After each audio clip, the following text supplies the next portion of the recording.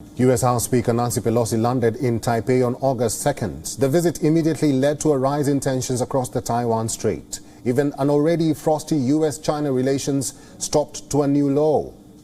The unending row continues to take new heights. A month after the controversial visit took place, in the latest, China has issued a stern warning to the United States. This time, Beijing is furious over a sale of arms package to Taiwan. Reacting sharply to the development, Chinese embassy in the United States said, and I quote, "China will resolutely take legitimate and necessary countermeasures in light of the developments of the situation."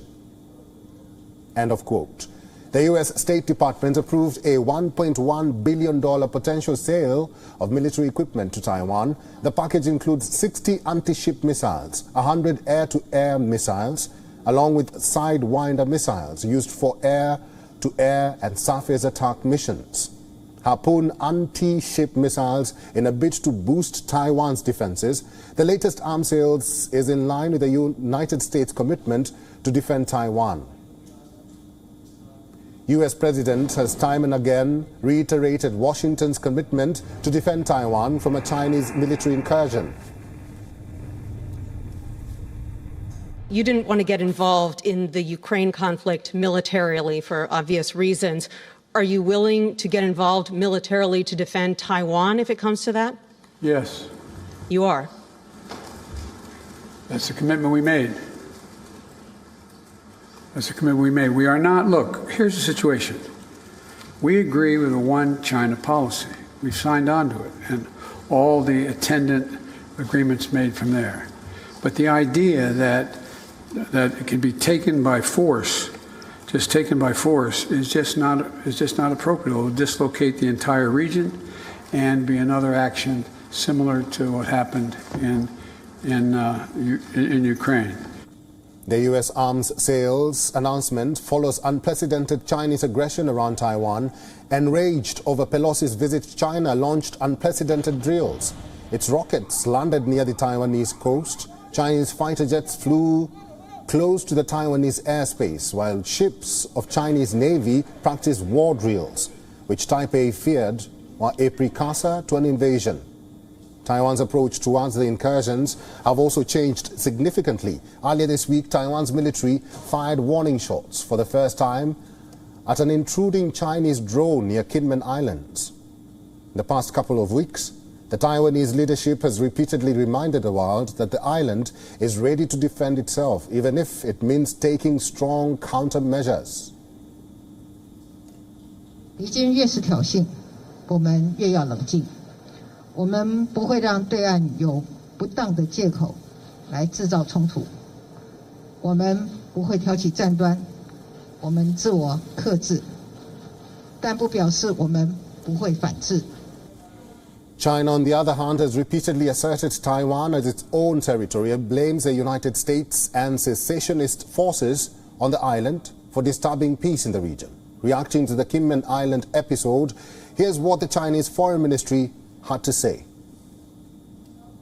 美国个别政客靠窜台捞金，向台湾当局狮子大开口。 这副嘴脸早已人尽皆知。民进党当局挥霍老百姓血汗钱，已经沦为美国政客谋取私利的取款机。 Now, with a greater geopolitical context in mind, we now come to the pressing questions which the latest developments raise. Number one, how seriously should the United States take the Chinese threats? Taiwan has remained one of the most sensitive issues when it comes to China. The second question is, if China were to attack, will Taiwan be able to defend itself? Given its relatively small military and resources, China's takeover is not unimaginable. Taiwan is also on a similar defending position. Its president has recently reminded her people of the 1958 conflict with China, where Taiwanese military frustrated Chinese efforts to capture its islands. 64 years ago, Chinese military tried to capture the islands of Kinmen and Matsu. Listen in to what President Tsai had to say. 也向世界宣示，任何的威胁都无法撼动台湾人民捍卫国家的决心。过去如此，现在也是这样，未来也是一样。The third question is about the role of the United States. As Chinese Foreign Ministry recently pointed out, is the United States using Taiwan as a money generator? After all, it's the U.S. defense industry that is going to gain if U.S. keeps arming Taiwan. At least the latest $1.1 billion potential arms sales points in this direction.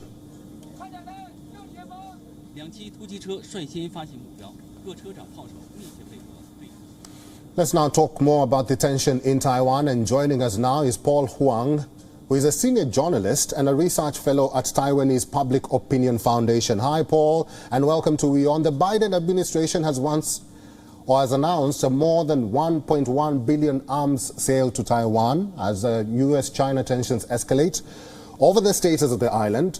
What's your view on America's action despite China warning the United States? Well, thank you for having me. Well, I think that everyone who have been observing the historical trends knows that China always opposes any U.S. arms sales to Taiwan, no matter the substance, no matter the amount of the packages. Every time they vehemently opposes it, at least rhetorically, in terms of actual reactions, actual retaliation that depends on the circumstances. But we could expect them to make a fuss about it, no matter what is being sold. And this particular arms sale that was just announced, $1 billion, includes anti-ship missile, air-to-air missiles, and some upgrades to Taiwan's radar systems. Characteristically, they were not revolutionary or exceptional to any extent. They were just upgrade to Taiwan's existing capacities. So I don't expect China to perceive this as a huge step beyond what the United States has already been selling Taiwan. Paul, let me ask you this. If the arms sale goes ahead, do you think Beijing can impose further sanctions on Taipei? Right. Well, first, in terms of sanctions, what we have seen in the past several years, Beijing, they seem to have been experimenting with a new thing, which is a sanction against U.S. companies, U.S. arms manufacturers that manufacture these arms of Taiwan. But these sanctions had dubious effect because these arms manufacturers they don't sell to China anyway. Although there are some subcontractors of these U.S. companies, they could get sanctioned as a result. Now, as for Taiwan, Beijing could intensify some of its actions against Taiwan already, such as adding more products, especially agriculture products, to its list of banned items, banning the import of Taiwanese agriculture products, and that's going to hurt Taiwanese farmers. Also, though the economic value of those products, the sanctions that have been the ban they have been implemented so far, it's only a tiny percentage, a tiny fraction of the trade between China and Taiwan. So again, if they announce more, I don't expect them to be much larger than or more substantive than what we have seen so far. Paul, let's talk about the possible ramifications. With Taiwan arming itself, do you think this will heighten the threat of an invasion by China on the self-ruled island? Well, if anything, it's China that has been building up, modernizing, expanding its military non-stop for the last decade, 2 decades even. It's China that has been increasing its military spending, building out its People's Liberation Army in terms of quality and quantitative, in an amazing speed that Taiwan really just could not catch up. it's this growth in China's military capacity that is actually destabilizing security situation across the strait. What Taiwan's been buying from the U.S., not even tiny, it's a tiny fraction of what China's been building every year. Right. It's not even enough. And if anything, Taiwan, what Taiwan is buying right now, the question is it too late? Is it too little that what Taiwan is doing, what Taiwan is buying? In fact, even if Taiwan buys more, by far more than what it's already buying, there is still doubt over how much these equipment can do to Taiwan's defenses, because the serious issue that have been identified so far about Taiwan's military and its defenses are mostly institutional and structural, such as Taiwan military's readiness, its preparedness, its strategy, its logistic, personnel training. Those things you cannot be solved by having more U.S. equipment. Those have to be committed by Taiwan's leadership and ultimately Taiwan's voters, because Taiwan is a democracy. But that remains to be seen if Taiwan will take these steps to get serious about its defense. That ultimately is what can slow down these growing military imbalance across the strait that's making the situation so dangerous.